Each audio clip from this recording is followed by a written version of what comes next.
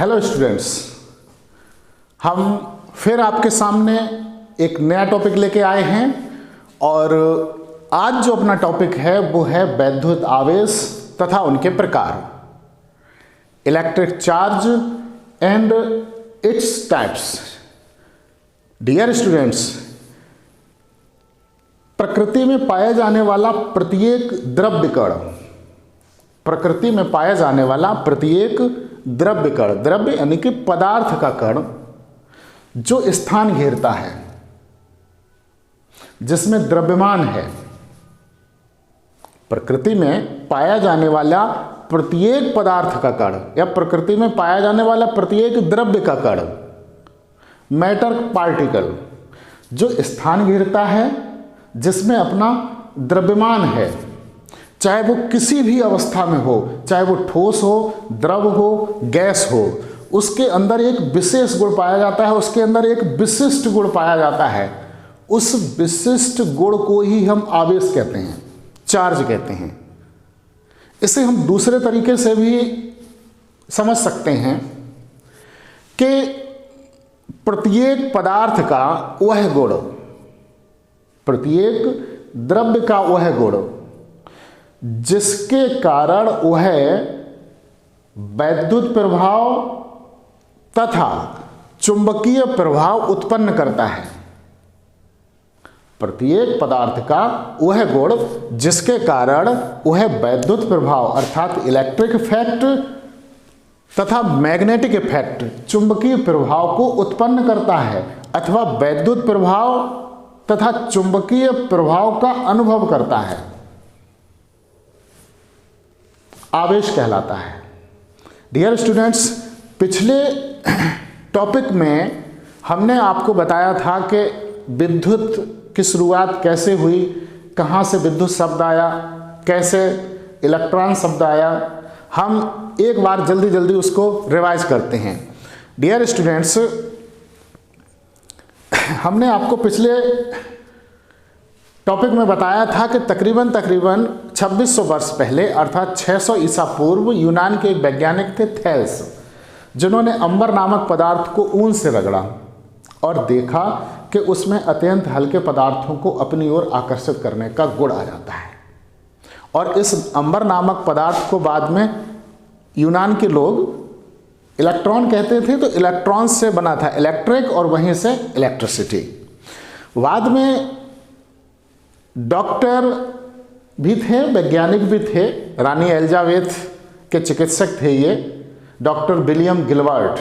1600 ईस्वी में इन्होंने जो 600 ईसा पूर्व लगभग 2600 वर्ष पहले आज से जो थेल्स ने रिसर्च किया था उसका अध्ययन किया और इन्होंने बताया कि अंबर नामक पदार्थ को जब हम ऊन से रगड़ें तो उसमें अत्यंत हल्के पदार्थों को अपनी ओर आकर्षित करने का गुण आ जाता है। ये सिर्फ अंबर में ही नहीं बल्कि हम एबोनाइट को बिल्ली की खाल से रगड़ें या कांच की छड़ को रेशम से रगड़ें तो इनमें भी अत्यंत हल्के पदार्थों जैसे सूखी घास के तिनके, कागज़ के टुकड़े, लकड़ी का बुरादा आदि को अपनी ओर अट्रैक्ट करने का गुण आ जाता है।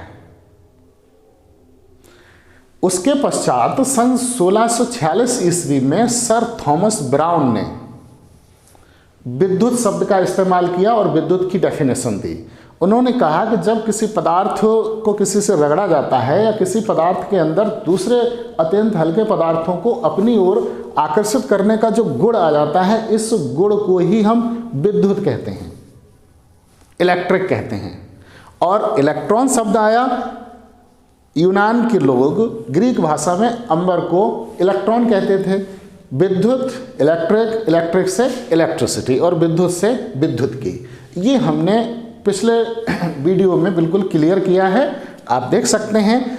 आज जो है हम उससे आगे का लेके आए हैं आपके सामने मैटर। आज अपना टॉपिक है वैद्युत आवेश तथा उनके प्रकार। डियर स्टूडेंट्स, थेल्स की रिसर्च को, डॉक्टर विलियम गिलबर्ट की रिसर्च को, सर थॉमस ब्राउन ने जो इन दोनों की रिसर्च को स्पष्ट किया उसको, इन सभी का अध्ययन किया अमेरिकी वैज्ञानिक बेंजामिन फ्रैंकलिन ने, जी हाँ, Benjamin Franklin. Benjamin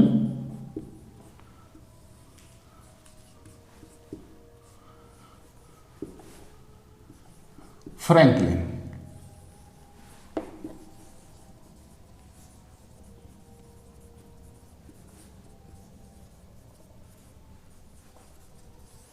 Benjamin Franklin, इन्होंने क्या कहा कि यदि हम कांच की छड़ को रेशम से रगड़ें और उसको किसी ऐंठन रहित धागे से सीधा दृढ़ स्टैंड से लटका दें, जैसे ये कोई दृढ़ स्टैंड है और ये धागा, और इस धागे के साथ ये कांच की छड़ लटका दी। उसके पश्चात इन्होंने एक दूसरा स्टैंड लिया और दूसरे स्टैंड से भी धागे की सहायता से कांच की छड़ को लटकाया। तब जब इन दोनों छड़ों को रेशम से रगड़ा जा चुका था, जो वैज्ञानिक थे बेंजामिन फ्रैंकलिन, इन्होंने दो कांच की छड़ें ली। ये कांच की छड़, कांच की छड़, ये भी कांच की छड़।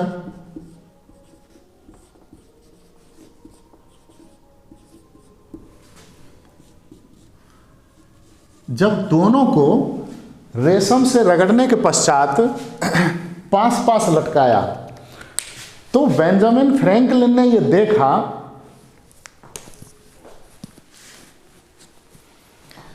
कि ये कांच की छड़ एक बल का अनुभव करती है और ये दूर की तरफ जा रही है, इधर, और ये वाली कांच की छड़ दूसरी तरफ भाग रही है, ये भी एक बल का अनुभव करती है। बेंजामिन फ्रैंकलिन ने अभी सिर्फ इतना ही किया कि दो कांच की छड़ें ली, दोनों को रेशम से रगड़ा और रेशम से रगड़ने के पश्चात दृढ़ स्टैंड से धागे की सहायता से दोनों कांच की छड़ों को रेशम से रगड़ने के पश्चात पास पास लटका दिया।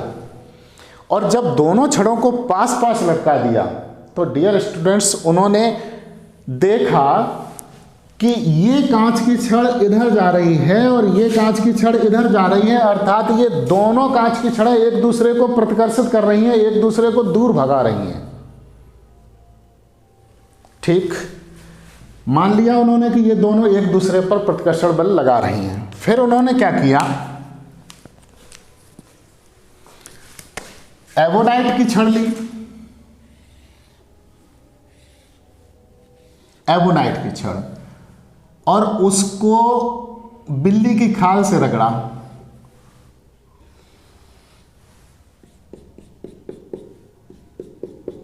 और दृढ़ स्टैंड से धागे की सहायता से दोनों को लटकाया। जब उन्होंने दोनों को लटकाया, ये एबोनाइट की छड़ है, ध्यान रखिएगा, ये रेड कलर वाली जो है ये एबोनाइट की छड़ है और ग्रीन कलर की जो है वो कांच की छड़ है। ये एबोनाइट,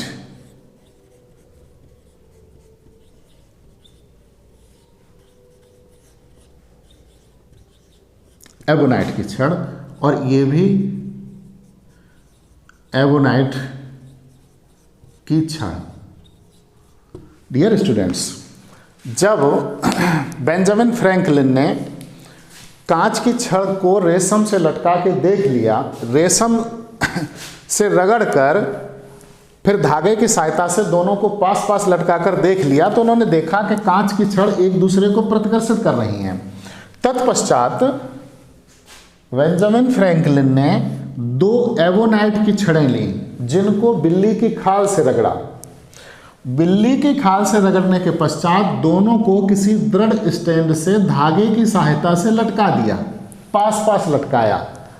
उन्होंने इसमें भी वही देखा कि एवोनाइट की छड़ पर एक प्रतिकर्षण बल कार्य कर रहा है, अर्थात ये एवोनाइट की छड़ इससे इधर जा रही है और ये वाली इधर जा रही है, दोनों एक दूसरे को प्रतिकर्षित कर रही हैं।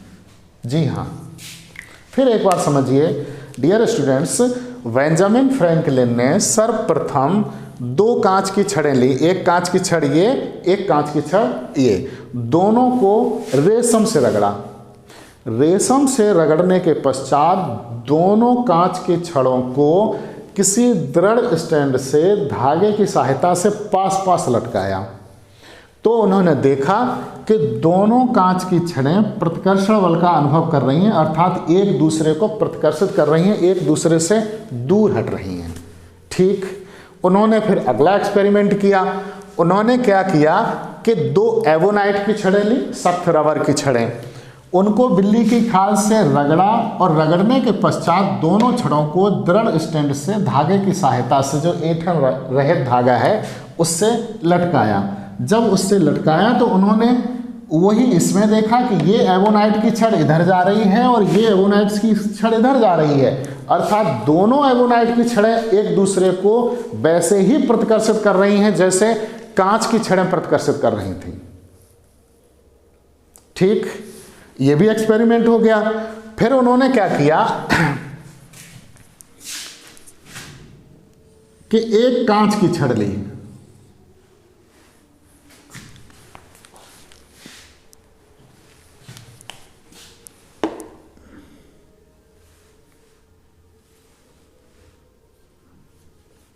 ये कांच की छड़,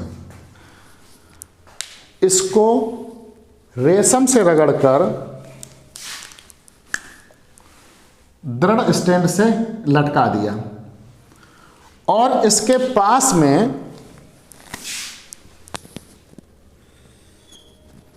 दृढ़ स्टैंड से धागे की सहायता से एक एवोनाइट की छड़ को लटका दिया।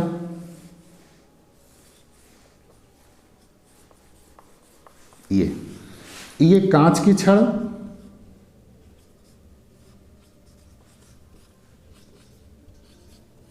ये एवोनाइट की छड़।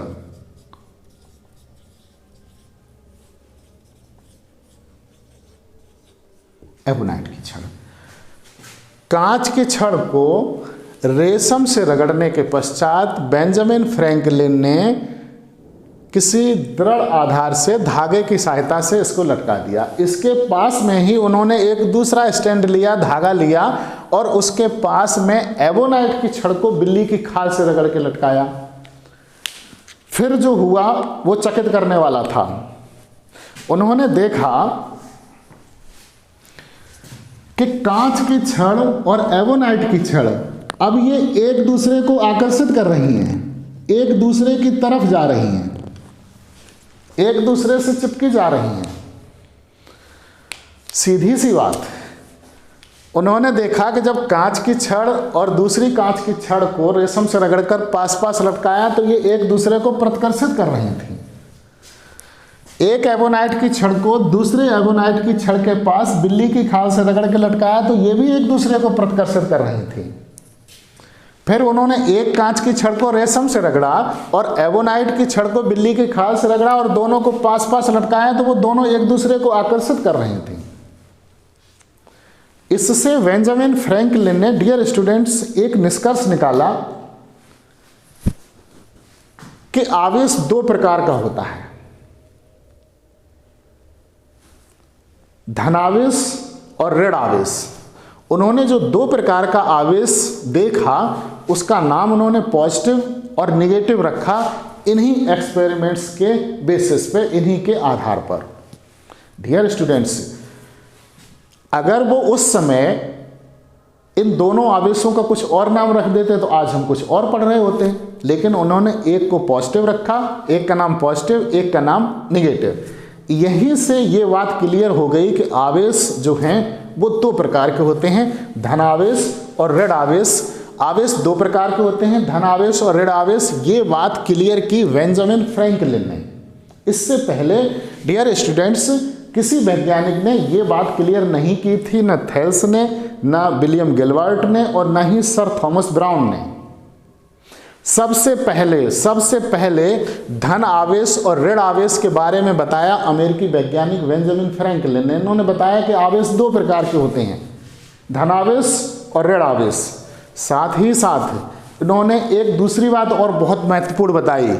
जब कांच की छड़ को दूसरी कांच की छड़ के पास लटकाया था तो ये दोनों एक दूसरे को प्रतिकर्षित कर रहे थे। एगोनाइट की छड़ को दूसरी एगोनाइट की छड़ के पास बिल्ली के खाल से रगड़ के लटकाया तो ये भी एक दूसरे को प्रतिकर्षित कर रही थी। यहां से उन्होंने एक निष्कर्ष ये निकाल लिया कि समान आवेश, सजातीय आवेश, एक जैसा आवेश एक दूसरे को प्रतिकर्षित करता है। दूसरी बात कि एक कांच की छड़ थी, दूसरी एवोनाइट की छड़ थी, ये दोनों एक दूसरे को आकर्षित कर रही थी।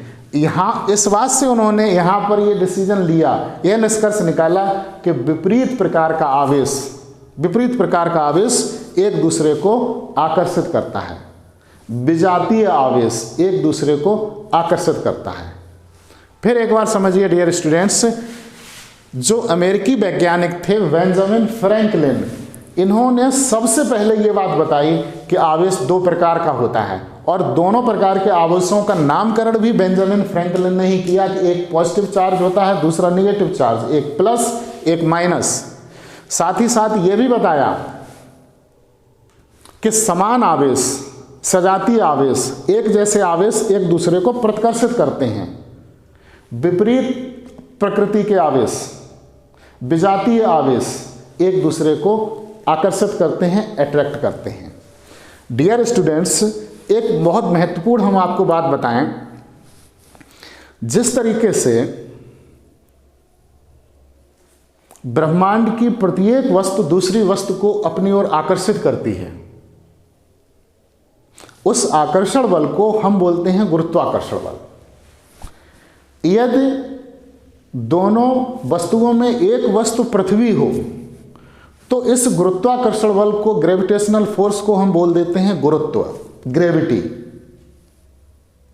आपने देखा होगा कि गुरुत्वाकर्षण बल सिर्फ आकर्षण बल है, सिर्फ अट्रैक्शन फोर्स है। और गुरुत्वाकर्षण बल निर्भर करता है द्रव्यमान पर, इसलिए द्रव्यमान सिर्फ एक प्रकार का है, द्रव्यमान दो प्रकार का नहीं हो सकता है। फिर समझिए इस बात को, हमने बताया कि ब्रह्मांड की प्रत्येक वस्तु प्रत्येक दूसरी वस्तु को अपनी ओर जिस बल के द्वारा आकर्षित करती है उस बल को बोलते हैं गुरुत्वाकर्षण बल। यदि दो वस्तुओं में एक वस्तु पृथ्वी है, दूसरी कोई अन्य है, तो इसी गुरुत्वाकर्षण बल को हम बोल देते हैं गुरुत्व, ग्रेविटी। ग्रेविटेशनल फोर्स अर्थात गुरुत्वाकर्षण बल सिर्फ एक प्रकार का होता है और वो होता है आकर्षण बल।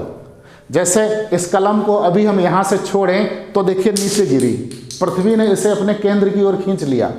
पृथ्वी प्रत्येक वस्तु को अपने केंद्र की ओर खींचती है। ध्यान रखिएगा, कभी इस सेंटेंस को नहीं कहेंगे कि पृथ्वी प्रत्येक वस्तु को अपनी ओर खींचती है, ना, पृथ्वी प्रत्येक वस्तु को अपने सेंट्रल की तरफ खींचती है, केंद्र की तरफ खींचती है।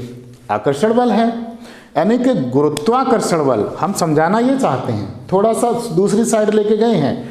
गुरुत्वाकर्षण बल, ग्रेविटेशनल फोर्स सिर्फ और सिर्फ आकर्षण बल होता है और गुरुत्वाकर्षण बल निर्भर करता है द्रव्यमान पर, मास पर। इसीलिए द्रव्यमान सिर्फ एक प्रकार का होता है, द्रव्यमान कभी दो प्रकार का नहीं हो सकता है, क्योंकि गुरुत्वाकर्षण बल सिर्फ एक प्रकार का होता है, आकर्षण बल, और गुरुत्वाकर्षण बल निर्भर करता है द्रव्यमान पर, इसलिए द्रव्यमान भी सिर्फ और सिर्फ एक प्रकार का। जरा यहाँ पे आ जाइए। जो ये आकर्षण बल, प्रतिकर्षण बल, ये सब है वैद्युत बल। जी हाँ, इलेक्ट्रिक फोर्स, वैद्युत बल। डियर स्टूडेंट्स, वैद्युत बल दो प्रकार का होता है, आकर्षण बल और प्रतिकर्षण बल। वैद्युत बल, इलेक्ट्रिक फोर्स दो प्रकार का होता है, आकर्षण बल और प्रतिकर्षण बल। Electric force is depend on charge. वैद्युत बल निर्भर करता है आवेश पर। और वैद्युत बल होता कितने प्रकार का? दो प्रकार का, आकर्षण बल और प्रतिकर्षण बल।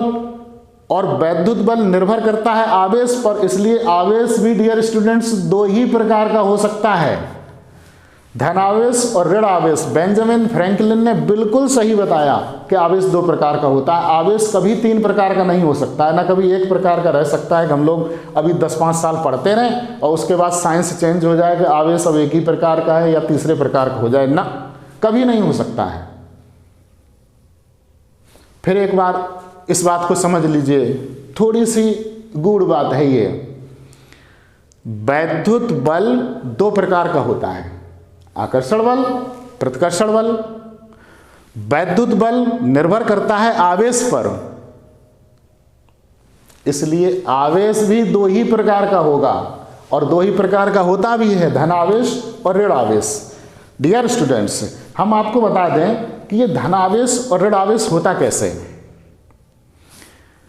जब किसी वस्तु से, हालांकि इसके बारे में ठीक से एक्सप्लेन अगले वीडियो में करेंगे, जो इससे रिलेटेड बात है यहाँ पर इसके स्तर की, वो हम आपको सिर्फ अभी बताए दे रहे हैं। कोई वस्तु धनावेशित कब होती है, उस पर धनावेश कब आ जाता है? डियर स्टूडेंट्स, जब किसी वस्तु से इलेक्ट्रॉन दूसरी वस्तु पर चले जाते हैं। जिस वस्तु से इलेक्ट्रॉन दूसरी वस्तु पर चले जाते हैं, जिससे चले गए वह वस्तु होती है धनावेशित, और जिस पर चले गए, जिस वस्तु पर इलेक्ट्रॉन चले गए वो ऋणावेशित हो जाती है। जैसे हमने ये दो स्केच ले लिए,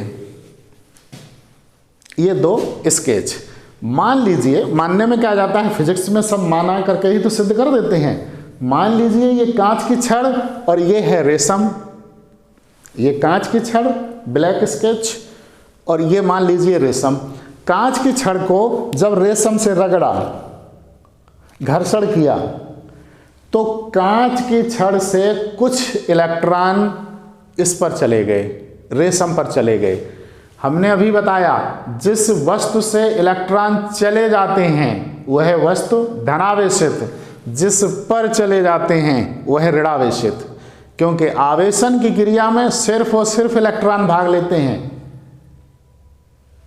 इसके अलावा कोई नहीं, और इलेक्ट्रॉन पर नेगेटिव चार्ज होता है। तो जिस वस्तु से चले जाते हैं वो धनावेशित रह जाती है और जिस पर चले जाते हैं वो ऋणावेशित हो जाती है। ऐसा ही इसमें भी हुआ है। कैसे? कांच की छड़ को जब रेशम से रगड़ा, ऐसा माना जाता है, ऐसी मान्यता है, ऐसा मान लिया गया था कि कांच की छड़ को जब रेशम से रगड़ा तो कांच की छड़ से कुछ इलेक्ट्रॉन, कांच की छड़ से कुछ इलेक्ट्रॉन रेशम पर चले गए, तो कांच की छड़ पर कैसी हो गई? पॉजिटिव। दूसरी कांच की छड़ को भी रेशम से रगड़ के ही पास में लटकाया था, तो दूसरी वाली कांच की छड़ भी कैसी हो गई? पॉजिटिव। और समान आवेश एक दूसरे को प्रतिकर्षित करता है, इसीलिए ये दोनों कांच की छड़ें एक दूसरे को प्रतिकर्षित कर रही हैं। दूसरा देखिए डियर स्टूडेंट्स, एवोनाइट की छड़, ये एवोनाइट की छड़, ये दोनों एवोनाइट की छड़ों को बिल्ली की खाल से रगड़ के पास पास लटकाया गया। ठीक है भाई, बिल्ली की खाल से रगड़ लिया या फिलालन से रगड़ लेते, बिल्ली आप लोग जानते ही होंगे भली प्रकार से, आसपास दाएं बाएं रोज देखते होंगे। एवोनाइट की छड़ को जब बिल्ली पकड़ के बिल्ली की खाल से रगड़ा तो बिल्ली के कुछ इलेक्ट्रॉन एवोनाइट की छड़ पे आ गए। बिल्ली के कुछ इलेक्ट्रॉन, बिल्ली की खाल से कुछ इलेक्ट्रॉन, बिल्ली के खाल पे जो बाल हैं उनसे कुछ इलेक्ट्रॉन किस पे आ गए? एवोनाइट की छड़ पर। तब एवोनाइट की छड़ कैसी हो जाएगी? निगेटिव, क्योंकि इलेक्ट्रॉन जिस पर चले जाते हैं, जिस वस्तु पर चले जाते हैं वो ऋणात्मक हो जाती है, जिससे चले जाते हैं वो धनात्मक हो जाती है। आप सोचिए कि जब बिल्ली की खाल से एवोनाइट की छड़ को रगड़ा और बिल्ली की खाल के जो बाल हैं उनसे कुछ इलेक्ट्रॉन एवोनाइट की छड़ पे आ गए, तो एवोनाइट की छड़ कैसी हो गई? नेगेटिव। निश्चित रूप से बिल्ली पॉजिटिव हो गई होगी, स्वाभाविक सी बात है। दूसरी एवोनाइट की छड़ को भी बिल्ली की खाल से रगड़ा, तो बिल्ली की खाल से कुछ इलेक्ट्रॉन इस पे आ गए, तो ये भी नेगेटिव हो गई। अभी अभी हम आपको बता चुके हैं कि समान आवेश एक दूसरे को प्रतिकर्षित करते हैं, तो जब ये भी नेगेटिव, इसीलिए ये एक दूसरे से एवोनाइट की छड़ें दूर जा रही थी। बात क्लियर हो गई। अब वैज्ञानिक बेंजामिन फ्रैंकलिन ने क्या किया? रेशम से रगड़कर कांच की छड़ को लटकाया, बिल्ली की खाल से रगड़कर एवोनाइट की छड़ को लटकाया। हम आपको बता चुके हैं कांच की छड़ पर कैसा आवेश? पॉजिटिव। तो ये वाली कांच की छड़ पर कैसा आवेश? पॉजिटिव। ठीक। एवोनाइट की छड़ को बिल्ली की खाल से रगड़ा था। जब एवोनाइट की छड़ को बिल्ली की खाल से रगड़ा तो बिल्ली की खाल के कुछ इलेक्ट्रॉन एवोनाइट की छड़ पे आ गए, तो एवोनाइट की छड़ कैसी हो गई? निगेटिव। तो इस पर आवेश कैसा? ऋणावेश। और ये हम आपको बता चुके हैं कि विपरीत प्रकृति के आवेश एक दूसरे को आकर्षित करते हैं। तो ये धनावेशित हो गई कांच की छड़, एवोनाइट की छड़ थी वो ऋणावेशित थी, इसीलिए ये एक दूसरे की तरफ खिंचे चले आ रहे थे, चिपके चले आ रहे थे, आकर्षित कर रहे थे, अट्रैक्ट कर रहे थे। क्योंकि विपरीत प्रकृति के आवेश एक दूसरे को आकर्षित करते हैं और समान प्रकृति के आवेश एक दूसरे को प्रतिकर्षित करते हैं।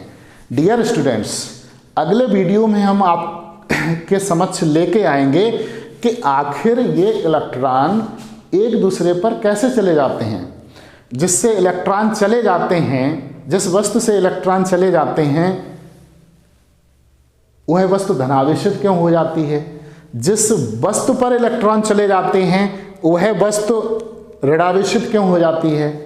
तो देखते रहिए, हमारे चैनल को सब्सक्राइब कर लीजिए, कमेंट्स कीजिए, लाइक कीजिए। Thank you.